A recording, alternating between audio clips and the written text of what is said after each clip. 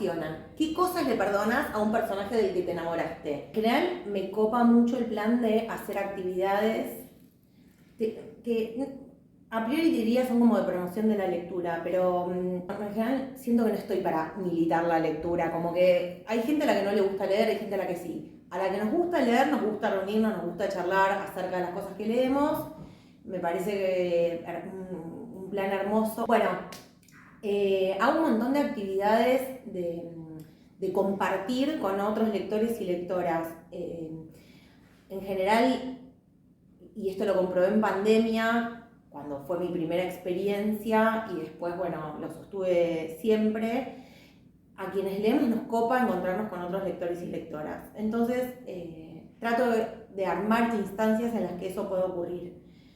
Por un lado, en el CESEBA, una vez cada 2 meses más o menos, tengo un club de lectura que se llama Enora, es abierto y gratuito. El CESEBA es Santa Fe y Callao, por ahí a una cuadra. Bueno, en el CESEBA tengo un club de lectura que ocurre una vez más o menos cada 2 meses. En ese club de lectura tenemos invitados e invitadas siempre, así como lo más grosso del planeta: Liliana Hecker, Federico Jammer, Sergio Vicio, Alejandro Zambra, Gabriela Cabezón Cámara, Mariana Enríquez, Claudia Piñeiro, Virginia Higa, bueno, todo el mundo, Martín Coan.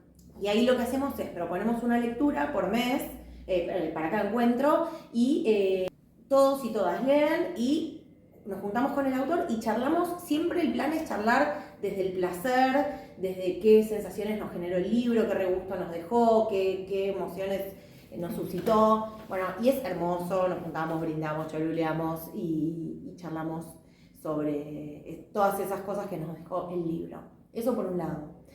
Después, una vez por mes, hago un club de lectura, coordino un club de lectura que se llama Fogata, que tiene un formato un poco particular para que pueda participar gente de todo el mundo. Es por Zoom, es a las 3 de la tarde hora argentina, que yo la verdad es que lo armé más pensando en el hemisferio norte, de donde siempre me reclaman que no hago nada, pero finalmente, o sea que no hago nada en ese horario, en horario posible para ellos, pero finalmente se suman un montón de argentinos y argentinas también, y lo que hacemos es leer cuentos de autores y autoras argentinos en torno a un tema. El primero fue acerca de familia, el segundo fue cuentos que tenían que ver con el miedo, y este tercero es cuentos que tienen que ver con la venganza. Eso es un viernes por mes, 3 de la tarde hora Argentina, 7 de la tarde hora Europa. Fuera de eso, una vez por mes hacemos un club que se llama 1985, es un club de lectura gastronómico, ocurre acá en esta casa a la que llamamos 1985. Invitamos a un autor o autora a charlar acerca de uno de sus libros con 12 participantes, y lo que nosotros hacemos es cocinar, lo hacemos nosotros, toda la comida que aparece en el libro.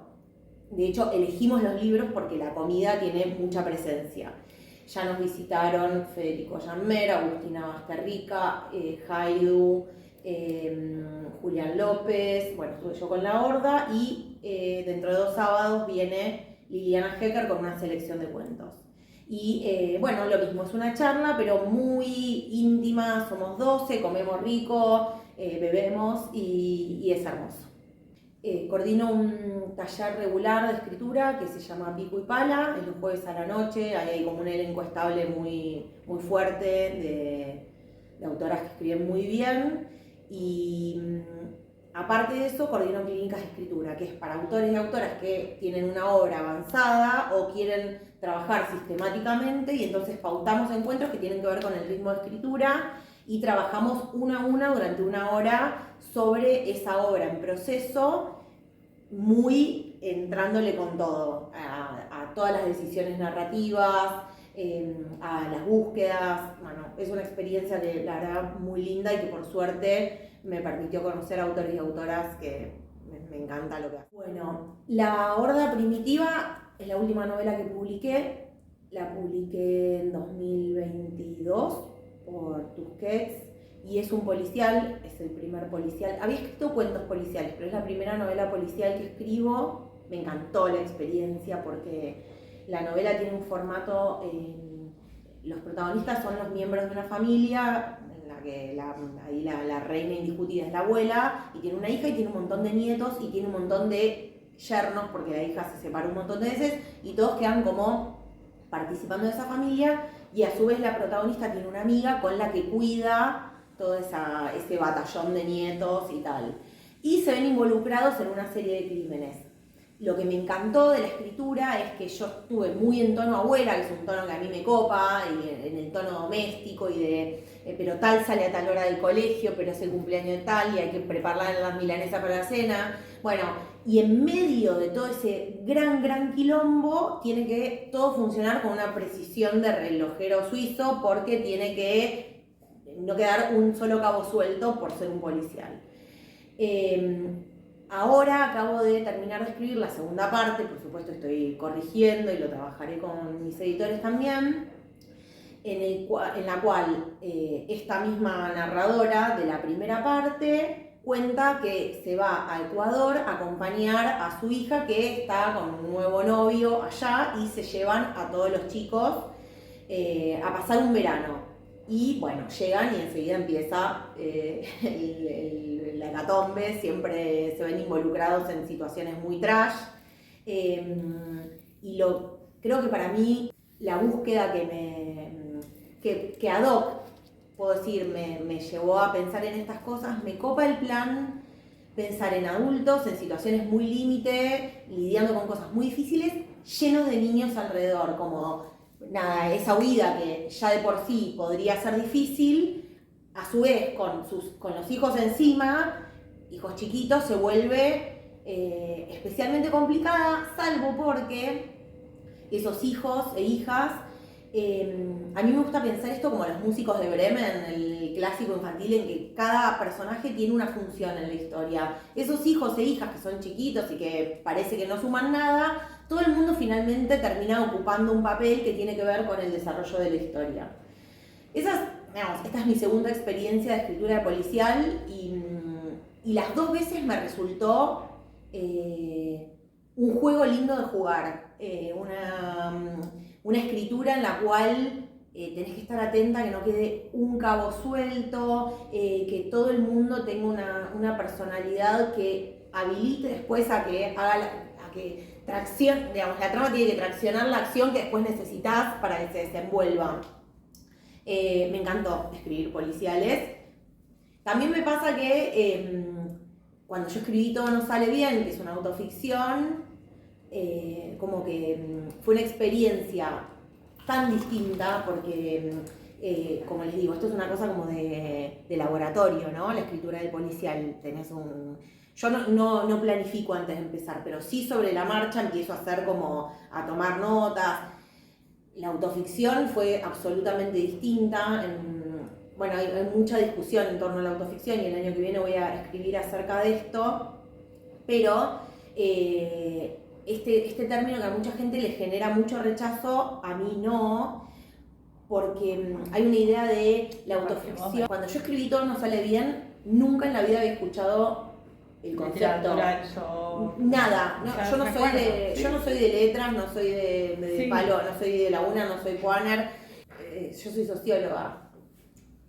Cuando terminé de escribir Todo no sale bien, me invitaron a una serie de mesas y de eventos que tenían que ver con la autoficción, y ahí lo escuché por primera vez y me enteré de este debate que a los escritores y escritoras, algunos escritores y escritoras consagrados, les resulta como apasionante, y combaten la escritura de autoficciones, bueno, muy descarnadamente. Como digo, el año que viene voy a escribir acerca de eso, que me apasiona. ¿Contra qué batallás cuando batallás contra la autoficción? Porque por lo pronto te perdés, no sé, de Patrimonio de Philip Roth. A mí el término me suena muy bien porque, deja en claro que es una reflexión acerca de tu propia experiencia, pero a la vez ficcionada. Entonces no tengo ningún conflicto con eso, digamos. Siento que es una experiencia de escritura muy distinta de la escritura, de otras formas de escritura, ni más.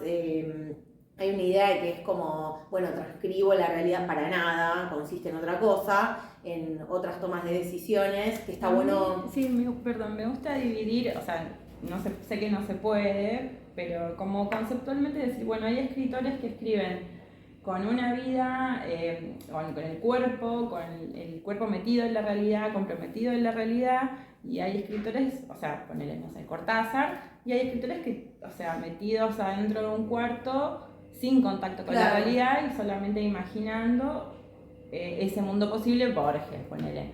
Yo los divido de esa manera. Pero digo, no hay ni uno mejor ni peor, como que son maneras de abordarlo, ¿no? A la hora de escribir autoficción u otra forma de escritura, podría tratarse de cualquiera de esos dos perfiles. Yo lo que creo es que no es, o sea, esto lo explica muy bien Liliana Hecker, cuando vos escribís autoficción, no hay nada que esté dado porque ocurrió, porque como dice la señora de la tele, todo cierto, todo verdad.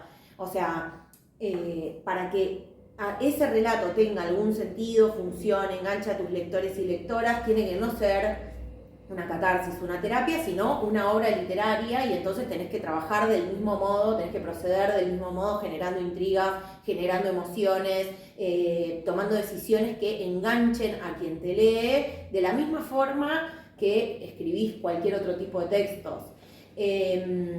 Bueno, en la escritura de Todo no sale bien, yo hice todo esto de una manera más bien asistemática, porque como les digo, no conocía el término, no conocía esto como una especie de subgénero o lo que fuera.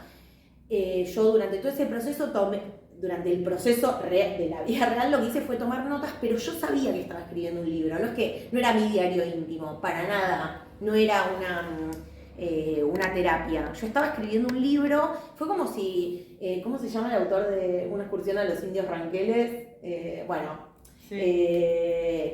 como, bueno, esto, vas a hacer una excursión a los indios ranqueles, bueno, voy a tomar nota y a lo mejor sale un libro. Bueno, porque estás haciendo algo completamente excepcional, como embarcarte en ese viaje. Bueno, yo me vi embarcada en otro viaje completamente excepcional, como si me hubiese ido a la luna. Digo, ¿cómo no lo veo? Justo me toca esta, soy escritora, es una historia que tiene que ser escrita. Y lo que yo hice fue tomar nota durante el proceso, y cuando el proceso terminó, en 2 meses pasé esas notas, un mes más lo corregí, un mes más les mandé a ustedes el manuscrito y o sea, nunca escribí nada tan rápido en mi vida, pero porque fue esto. Yo durante 20 meses tomé nota. Pero tomé nota, esto no. Yo estaba escribiendo un libro, solo que, bueno, en ese formato. Es raro porque si bien yo publiqué, el último libro que publiqué fue La Horda, yo La Horda lo escribí antes que todo, porque ocurrieron las cosas que cuento en todo, lo dejé ahí en pausa. Y entonces cuando lo retomé, el mundo era otro, y fue muy interesante ver eso. Digo el mundo era otro porque La Horda es una serie de asesinatos de mujeres, y entonces, bueno, cuando yo lo escribí no existía ni una menos, no había ocurrido lo que llamamos la revolución de las hijas. Y lo primero que se me ocurrió fue, bueno, lo voy a ayornar, y después me di cuenta de que no, la bomba de este libro era justamente que no, o sea, era muy interesante ver que pasaban cosas como si como si esto fuera el medioevo, y en realidad habían pasado ni 10 años. O sea, mataban a una chica y en el noticiero lo que se hacía era como indagar sus romances, su vida íntima. Tampoco es que eso haya dejado de ocurrir, pero por lo menos estamos... No tanto en los medios. Claro, y hay una alerta, y cuando eso ocurre, pasa, claro, hay un rechazo. Pero bueno, todo esto pasó hace 10 años ahora, ¿no? Entonces me copó mucho esa experiencia. Y en el medio, entre Todo no sale bien y la publicación de La Horda, yo reedité Permiso para quererte, que es el primer libro que yo publiqué. Lo publiqué cuando tenía 26, pero lo escribí, no sé, a los 20. Todo confuso, incidente, porque yo escribía sin ninguna pretensión, y un día Diego Paskowski, que era mi profe, lo llevó a Sudamericana, y en Sudamericana me llamaron, lo queremos publicar, y yo, que una editorial re grande, yo nunca había publicado nada. Bueno, cuestión que lo reedité ahora en 2021, creo, sí, en 2021, y fue re loco, porque yo dije, obviamente voy a agarrar este libro que tiene 15 años, y lo que me va a pasar es que me va a quedar ideológicamente lejos, no me voy a sentir a gusto con el narrador, con la voz narrativa, y la verdad es que lo que me pasó fue que lo devoré como si lo hubiese escrito otro, que un poco sí, yo eso lo digo en el prólogo, yo nunca podría escribir ese libro hoy, un libro que no tiene puntos seguidos, que es como subirte, como si tuvieras puestos rollers y te agarraras de un auto y el auto arrancara, y es como, yo nunca podría escribir eso hoy. Me encantó leerlo y no tuve ninguna diferencia ideológica con esa autora, que era, lo cual me puso contenta, ¿no? Pasaron 20 años, pero claro, había algo como... igual. Una sola cosa que yo edité del libro, hay un personaje, una maestra, a la que todos boludean y tratan mal y le hacen bullying, y en un momento el narrador se engancha. Y yo dije, no, que los otros personajes todo bien, pero el narrador, la voz narrativa está parada en otro lugar. No la quiero ahí haciendo maldades, porque además no es lo que hace el resto del libro. Yo tengo otros escritos en los que la voz narrativa, de hecho en La Horda, la vieja se la pasa diciendo cosas no políticamente incorrectas, lo que viene después, ¿no? Que con toda la impunidad de la vejez, y de hecho a mí me llamó mucho la atención de La Horda, que bueno, los personajes hacen cosas polemiquísimas, pero no un poco tipo encubrir presuntos femicidas. Y la gente me dice, ay, los amo. Claro, ¿por qué? Porque en el medio te estoy sirviendo milanesa, te hago una ensaladita, te pregunto si te duele la cabeza, te doy una aspirina, te acomodo el almohadón, te sirvo un cafecito. Como que hay algo ahí de generar esa atmósfera, claro, en la cual terminás no viendo o terminás perdonando. Eso a mí me apasiona. ¿Qué cosas le perdonas a un personaje del que te enamoraste? Me alucina, me copa, y en la segunda parte como que fui extremando mucho ese juego, ¿no? De cada vez dicen cosas, pero aparte, no sé, un nene que se parece al papá, y las cosas que dicen acerca del papá son, bueno, muy políticamente incorrectas, pero son cosas que una anciana con la impunidad de la vida vivida, con la impunidad de, bueno, soy de otra época, con la impunidad de me crié en otro mundo, las dice. Y bueno, lo que me llama la atención es que mis lectores y lectoras que de pronto tienen mi edad o menos, nada, los quieren, me copa hacer eso, me entusiasma. En general, el personaje que piensa como yo es el que más me aburre. En que, bueno, no sé, por eso lees Lolita y terminás tirado en el piso, ¿no? Porque, bueno, ese otro personaje es el que te propone algo tan en otro universo que es la oportunidad de vivir otra experiencia. Me pasó con el tema de la publicación de todo, que después tengo muchos participantes de clínicas de escritura que están detrás de escribir sus propias historias. En general, el experimento, el ejercicio es despegar a la gente de voy a escribir mi diario íntimo, o voy a hacer terapia, o voy a vomitar lo que me pasó, bueno, vamos a trabajar en construir una obra literaria. No todo el mundo puede hacer eso, hay 1000 decisiones que tomar. De hecho, yo arengo decisiones que yo no tomé. Por ejemplo, no sé, viene gente con textos a los que yo les sugiero despegarse de la realidad e inventar cosas que yo en Todo No Sale Bien no pude hacer. Yo no le cambié ni el nombre a mis hijos.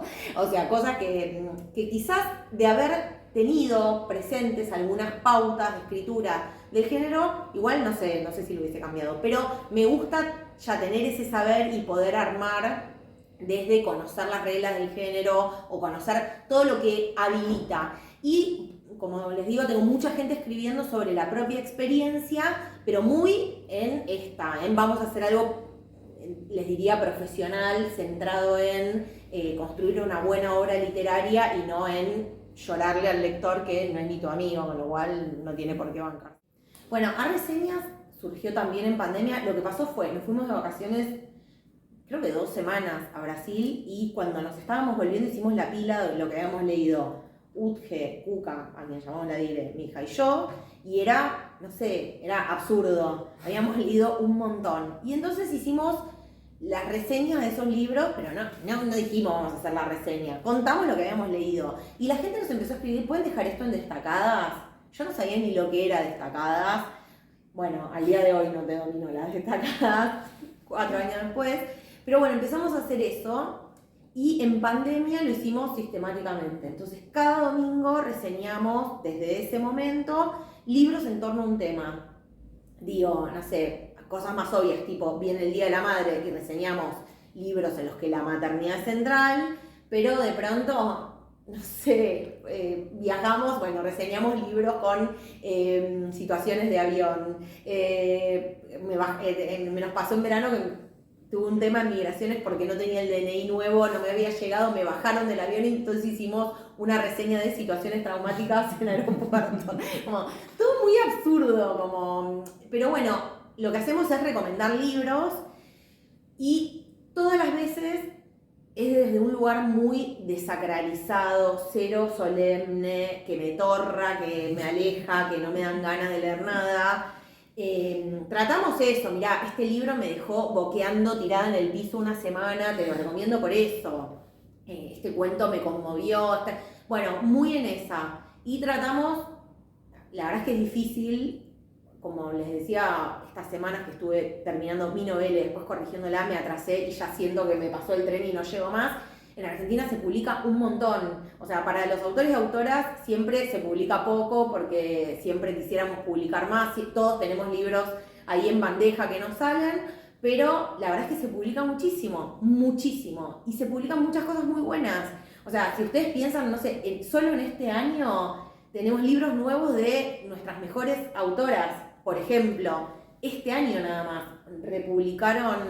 publicaron Gabriela Cabezón Cámara, Mariana Enríquez, Camila Sosa Villada, Luciana De Luca, Valentina Vidal. Hay mucho, digo, por nombrar a las consagradas. Y después toda la gente que hace sus primeros pasos y también está publicando, y eso por suerte tenemos mucha editorial independiente y entonces hay esos ingresos que empiezan así como tímidamente y de pronto explotan. Bueno, eso pasa un montón. Y bueno, tratamos de leer todo. ¿Llegamos? No llegamos. De ninguna manera. Lo que sí hacemos es, no leemos, que esto, yo se los aclaro un montón cuando nos mandan, no leemos autopublicaciones. O sea, nosotros creemos mucho en el camino del héroe implicado en publicar. Esta cosa de con plata resuelvo y publico ya. Sí, la lógica del mercado, la industria es cruel, todo lo que quieras, pero hay una serie de pasos, les diría de rituales, que tienen mucho sentido. Cuando una editorial te dice, no, este libro no va, bueno, algo del sentido comercial de esta editorial te puede informar que le falta laburo a la obra. A mí me pasa un montón de recibir libros que digo, y la verdad, le falta corrección gramatical, que eso de hecho le puedes pagar a un editor para que lo haga, pero hay un apuro. Y a mí me cae muy mal que la gente resuelva con plata lo que todos los demás resolvemos con laburo. Entonces, bueno, la apuesta siempre es hacer ese camino que es arduo, pero la verdad estamos escribiendo, no estamos cargando bolsas en el puerto, que debe ser más arduo, ¿no? Entonces, qué sé yo, lo podés disfrutar. Por suerte, la escritura es gratis, es tiempo nada más. Entonces, si nosotros fuéramos cineastas y nos dicen que tu película no está buena y te tenés que matar porque vendiste la casa para hacer la película. Pero la verdad es que lo que tenés que hacer es sentarte y corregir y corregir y corregir. Y en los talleres haremos mucho esto. De pronto, un cuento va y viene 7 veces y el autor o la autora te dice basta, no puedo más. Y la verdad es que escribir es esto. O sea, a lo mejor tenés la fantasía de que es otra cosa. Y no. Ahora, se los digo como algo sacrificado, cero. Sacrificado, eso, de cargar bolsas en el puerto. La verdad es que escribir, qué sé yo, estás en tu casa descalzo con un café en la mano, no puede ser algo tortuoso. Hay una cosa como, ay, no, el trabajo. Justo el otro día estuve en un podcast en el que me preguntaban por el hartazgo de la escritura. Yo decía, a mí no me pasa. O sea, si vos te hartás de tu cuento, de tu novela, podés dar por sentado que el lector o la lectora te abandonó hace 3 días, porque si vos estás harto de la historia que estás escribiendo, vos tenés que escribir una historia que te tenga igual de enganchado que al lector. ¿Y cómo te engancha? Bueno, estoy muy últimamente en la metáfora de los mineros de Chile, ¿no? ¿Viste? Los mineros de Chile que eran no sé cuántos y vivieron no sé cuántos días con 3 latitas de atún, ¿no? Entonces, bueno, vos tenés que al lector le vas dando lo que necesita para llegar vivo a la página siguiente, ¿no? Y bueno, y al final va a estar satisfecho, pero mientras tanto le vas dando lo que necesita, la dosis justa para que esté vivo, para que te acompañe hasta el final. Eso vale también para quien está escribiendo. Vos tenés que querer llegar al final con la misma pasión que quien te lee, si no, hay algo que no está funcionando.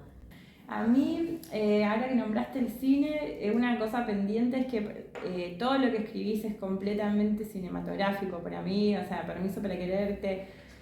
¿Cómo lográs esa, o sea, la imagen tan nítida?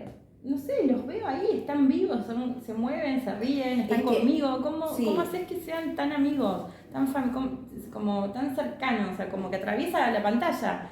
Y es un libro. Justo ayer estuve releyendo un cuento mío que se llama Trampa para pajaritos, que publiqué hace muchos años en una antología. Lo presentó Vicente Batista, y entonces estaba en la presentación y dice, a mí el cuento que me gustó fue el de los Güemes, era el mío. Y entonces el compilador Pajowski le dice, es ella, entonces yo lo saludo y dice, vos los conocés a los Güemes. Yo si no conozco el personaje no puedo escribir. O sea, puedo no contarte un montón de cosas del personaje, pero yo los conozco muy bien. Y hay algo de la emoción que vos querés producir que no ocurre si vos no conoces a los personajes y no se lo presentás al autor, a quien te lee. Ejemplo, si vos me vas a contar que vas a sufrir mucho porque alguien se murió y yo no lo conozco, me importa 3 carajos que se mueran, porque todos nos vamos a morir. Entonces, si tu personaje se muere, pero yo no conozco su vida, no te conozco a vos que sos quien lo va a evocar, no conozco el vínculo, no me importa. Esto es una cosa que trabajamos un montón en los talleres, porque sobre todo en los talleres de jóvenes que vienen y dicen, no, ellos se amaban muchísimo, bueno, y él lo pisó un colectivo. ¿Qué se amaban muchísimo? Contame qué se amaban muchísimo. Hay en esos detalles, en ese te conozco a vos y te creo, me llevas a un lugar, por ejemplo, un ejemplo muy pavo. La otra vez una alumna hablaba de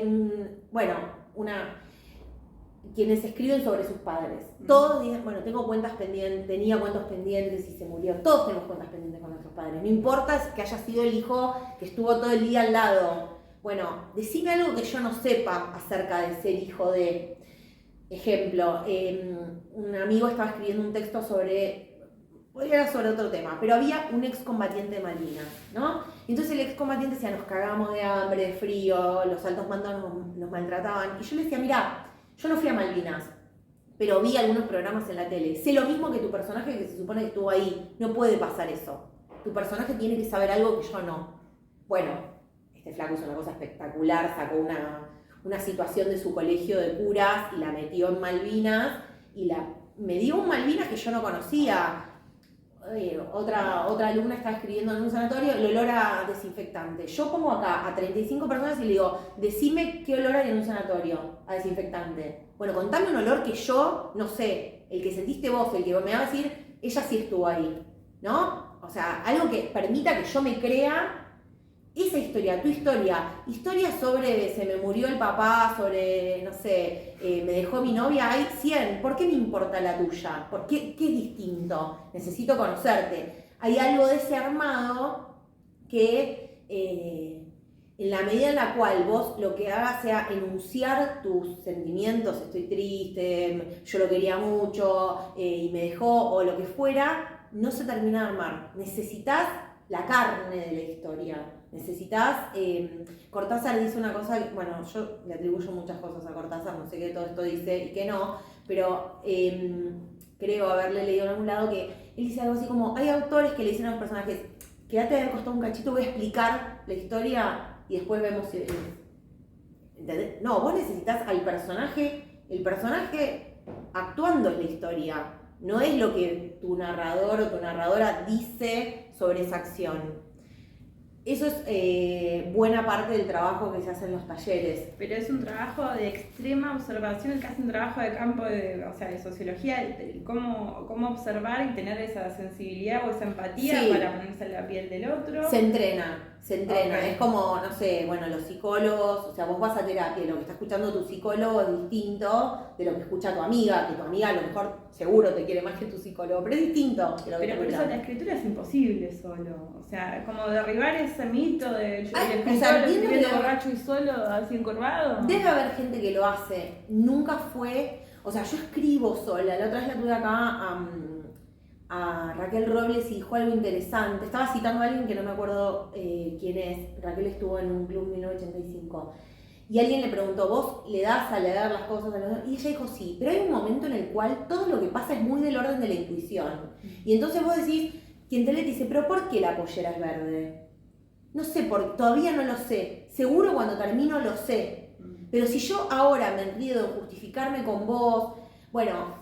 igual yo creo que a esa instancia se llega. Yo creo que en los talleres lo que vos haces es trabajar y trabajar y trabajar en entrenar cosas que después van a ser del orden de tu oficio y van a ser tu práctica cotidiana, pero las tenés que entrenar. Cuando vos, por ejemplo, decís, bueno, eran muy amigas y se pelearon, entonces María le hizo la vida imposible a Juana.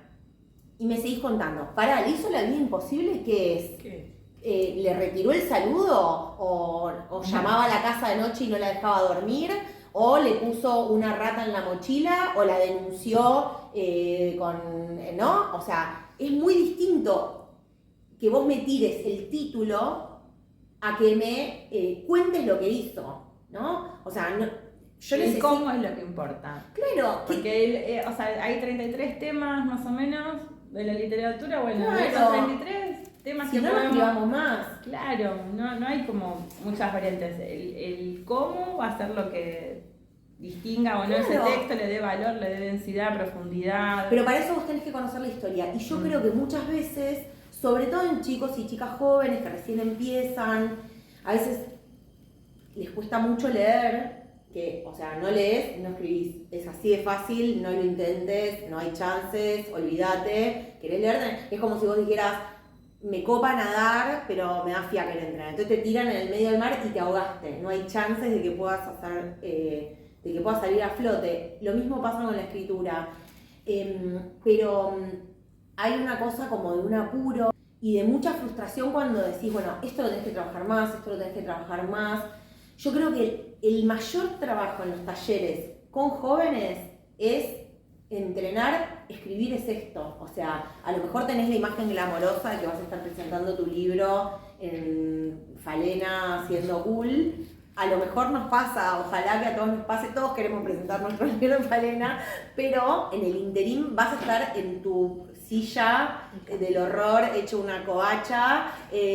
Insisto, nunca te lo digo mal, toda la vida me decís qué querés hacer de tu vida y quiero estar sentada en un escritorio escribiendo, pero digo, que eso sea glamoroso, olvídate. O sea, estás en tu casa en jogging y bueno, y ocurre lo que ocurre después, eventualmente, ojalá. Todos tenemos libros que no fueron publicados y que bueno, que igual les dedicaste 1.000.000 de horas. Pero bueno, a mí me encantaría charlar con Penac. Viene bastante a Argentina, nunca me crucé con él. Me encantaría charlar con Penac, es mi autor favorito en la vida, lo amo. Todas sus vibras me hacen bien, su escritura me hace bien, me resulta súper inspiradora, quedo manija, lo amo. Me encantaría entrevistar a Melino Tom, me moriría de susto. Con Penac no me moriría de susto. Melino Tom es así como muy power. Me encantaría. Ellos dos extranjeros, ¿no? Por supuesto me gustaría entrevistar a mucha otra gente, a Siri Husbeth, me encantaría entrevistar a Lemaitre, pero bueno, ellos dos, ya entrevisté a Zambra, que me encantó, me gustaría entrevistarlo en persona, que lo conozco en persona, pero no lo entrevisté en persona.